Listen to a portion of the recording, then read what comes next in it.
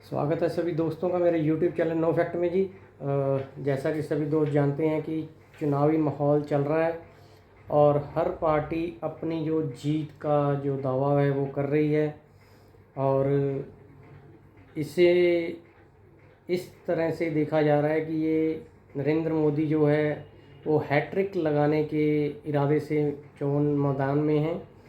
सो उनका कहना है कि वो इस बार 370 पार करेंगे और जो ओपिनियन पोल भी हुए हैं वो भी मैं आपको आज दिखाऊंगा ही अपनी इस रिपोर्ट में। सो दावे बहुत बड़े बड़े किए जा रहे हैं। सो देखना होगा 4 जून को कि किसका पलड़ा भारी रहता है। जो ओपिनियन पोल आए हैं उसके अकॉर्डिंग मैं आपको ले चलता हूँ रिपोर्ट पे जी। सो इसमें जो एनडीए है उसको कहा जा रहा है कि जी वो इस इलेक्शन में अकेले ही 399 सीट तक जीत सकती है और जो भाजपा है वो अकेली ही 342 सीट जीतने का अनुमान है। यहाँ दिखा देता हूँ कि टोटल जो सीट कही जा रही है वो 399 कही जा रही है, जिसमें कि भारतीय जनता पार्टी की अकेले 342 सीट जीतने का अनुमान है। यह है opinion poll India TV CNX द्वारा जो दिखाया गया है जी।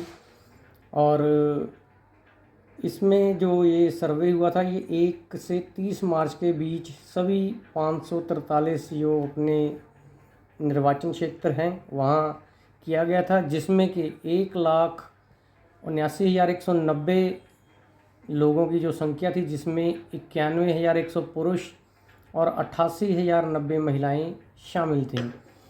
और इसमें जो ओपिनियन पोल के मुताबिक है बीजेपी को अकेले ही 342 हैं, कांग्रेस को 38 हैं, तृणमूल कांग्रेस को 19 हैं, डीएमके को 18 है, जेडीयू को 14 है, टीडीपी को 12, आम आदमी को 6 हैं जी, समाजवादी पार्टी को 3 और अन्य को 91 जो है सीटें दिखाई गई हैं।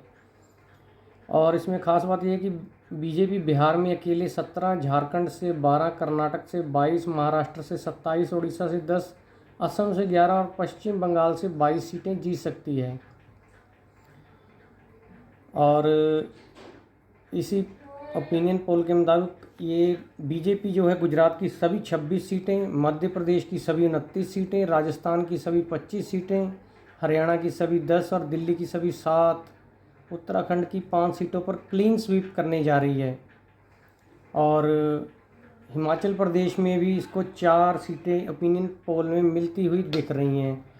सो बाकी तो इलेक्शन का जो रिजल्ट होगा वो बताएगा जी। और इसमें जो मशहूर अर्थशास्त्री हैं जी उन्होंने भी अपनी भविष्यवाणी की है। सो जो मशहूर अर्थशास्त्री हैं सुरजीत भल्ला, उन्होंने 2024 को लेकर बीजेपी की बड़ी जीत की भविष्यवाणी की है जी। ये देखिए जी, अर्थशास्त्री जो हैं सुरजीत भल्ला ने 2024 को लेकर बीजेपी की बड़ी जीत की भविष्यवाणी की है। उन्होंने दावा किया कि इस बार बीजेपी अपने दम पर 330 से 350 सीट जो है जीत सकती है। और 19 अप्रैल को कम मतदान भी हुआ था, जिसके कारण भी चिंता की लकीरें खींची हुई हैं। दूसरे चरण में तमाम दल नेतागण बम्पर वोटिंग की उम्मीद लगाए हुए हैं। और अर्थशास्त्री जो है सुरजीत भल्ला जी ने चुनाव 2024 को लेकर भाजपा की बड़ी जीत की जो भविष्यवाणी की है, उन्होंने दावा किया कि इस बार भाजपा अपने दम पर 330 से 350 सीट वो है जीत दर्ज कर सकती है।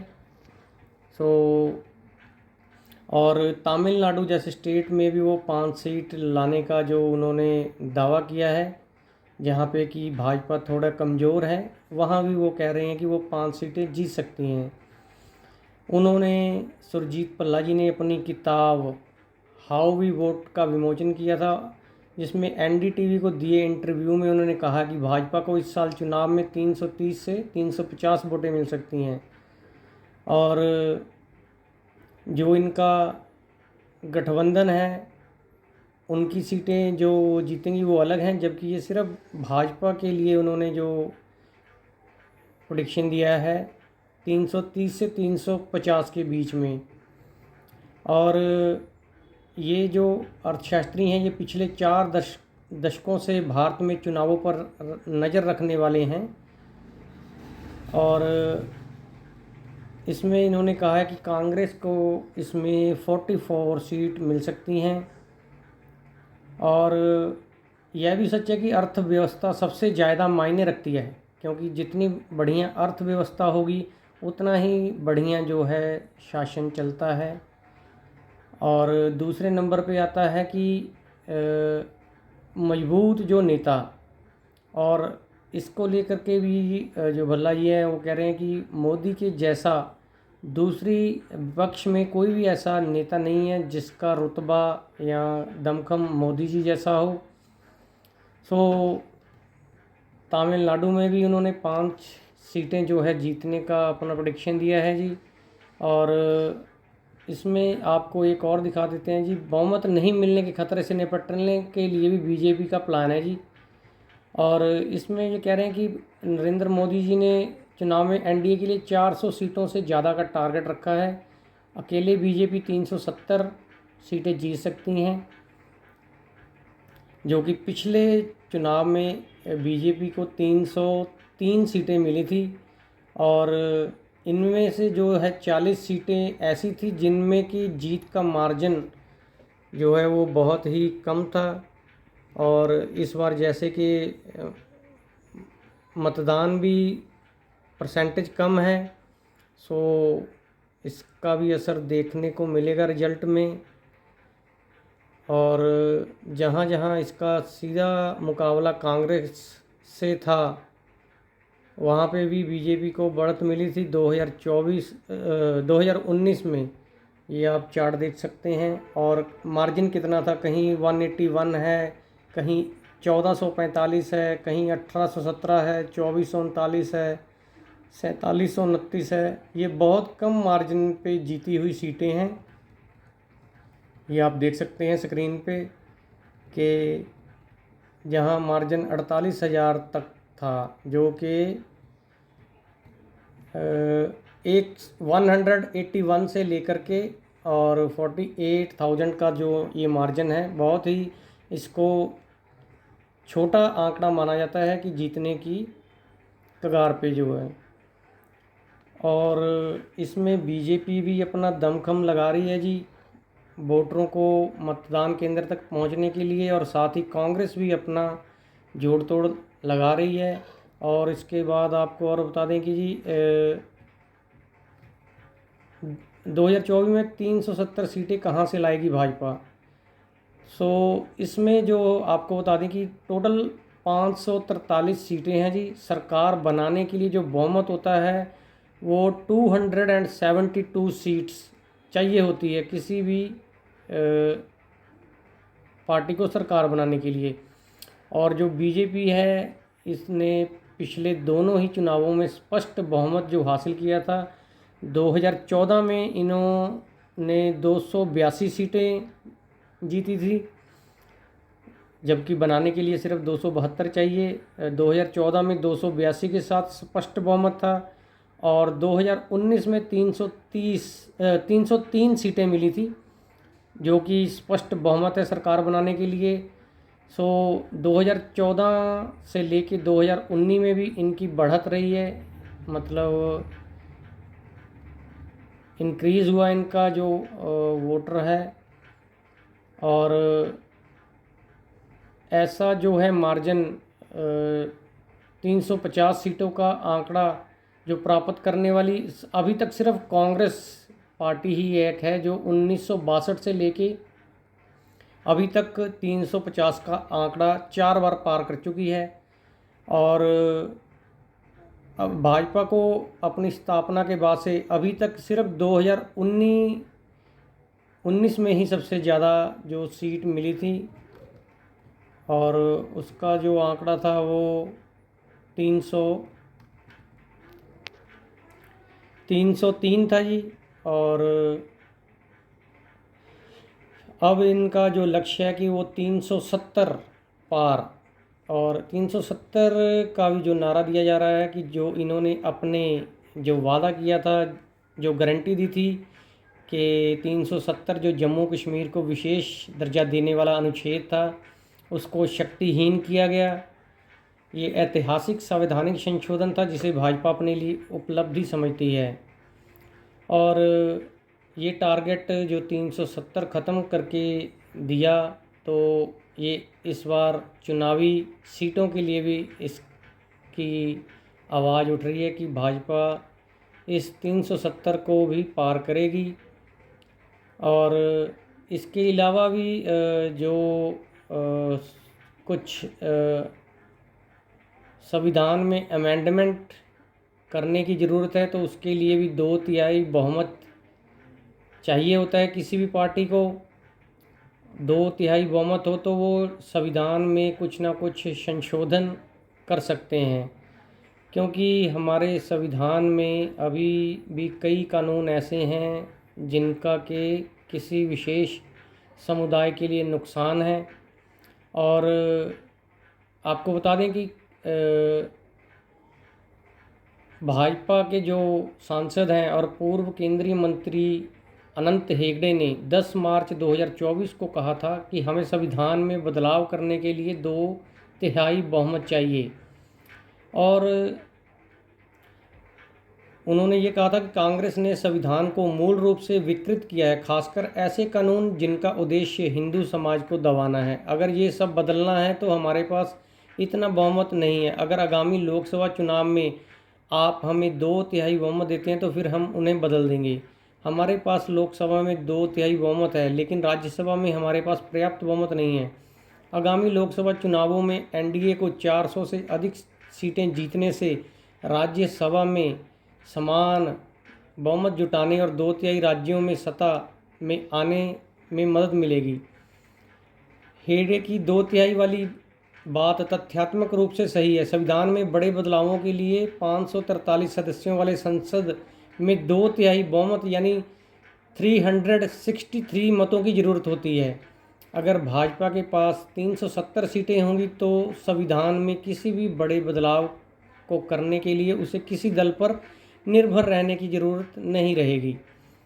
सो इसका आकलन जो है पिछले आंकड़ों को दिखाते हैं। इस बार भाजपा को पिछली बार भाजपा को कहाँ से कितनी सीट मिली थी, और भाजपा को 543 में से 330 सीटें जो जीती थी, जो कुल वोट प्रतिशत है वो 37.3% है।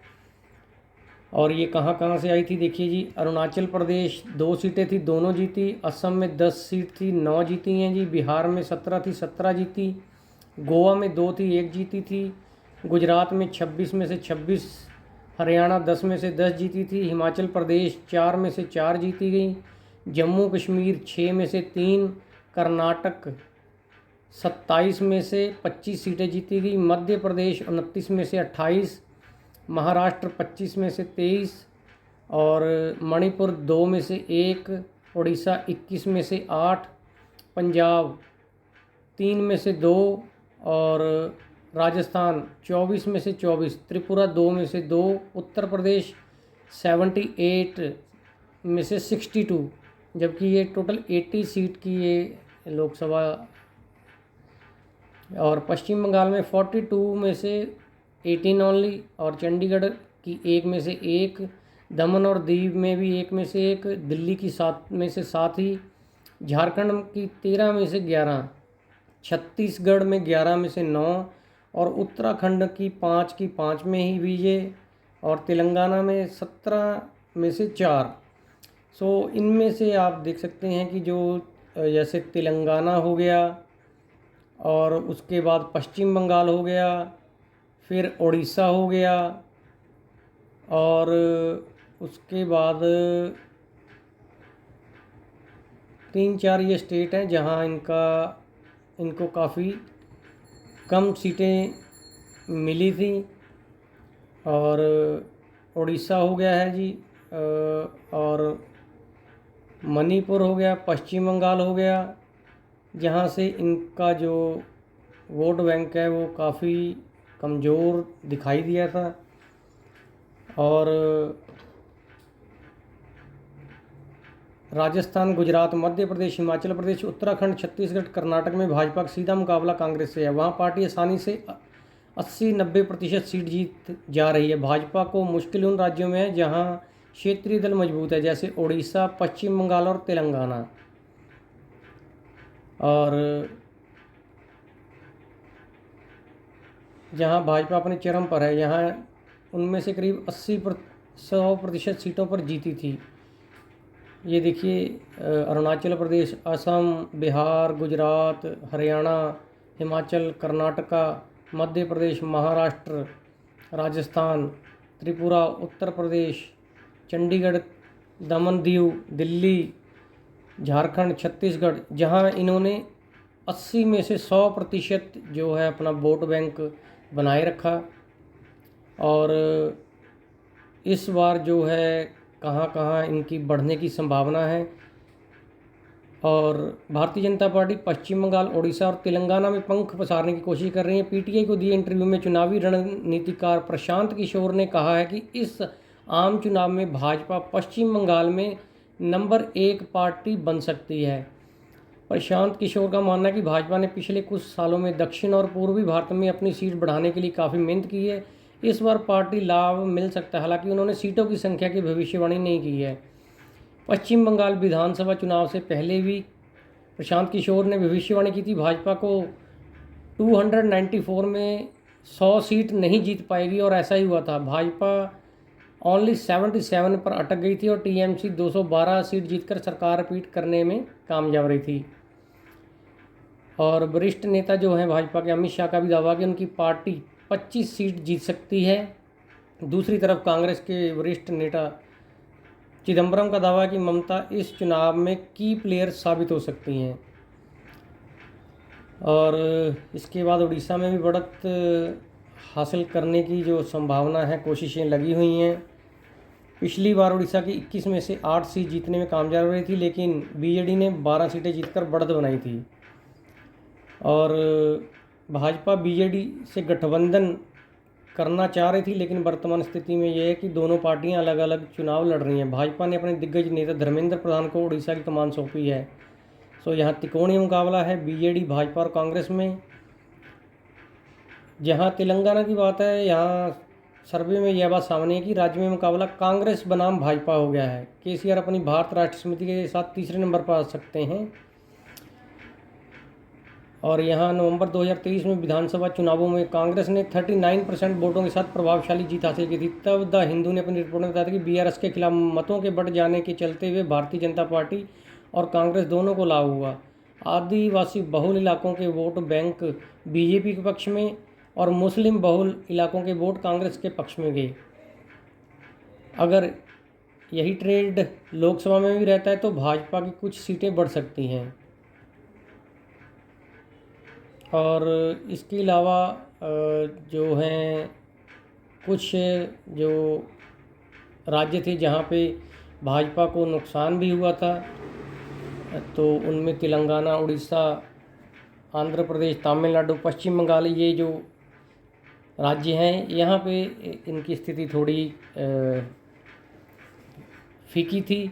सो इस बार देखते हैं जी 4 जून को रिजल्ट आएगा, तो इस बार ये 370 या 400 पार होता है या किसकी सरकार बनती है। सो ये रिपोर्ट थी के लिए जी। सो अगर आपको ये मेरी रिपोर्ट अच्छी लगी हो, जो ये 5-7 घंटे लगा के मैंने ये सारी जो खबर इकट्ठा की, आपको अगर अच्छी लगी हो तो ये दूसरों संग शेयर करिएगा। और देश को आगे बढ़ाने के लिए और इसकी अर्थव्यवस्था को उत्तम करने के लिए पार्टी ऐसी हो, पार्टी का नेता ऐसा हो कि पूरे ही वर्ल्ड में अपने देश का नाम पहले नंबर पे हो। सो जय हिंद।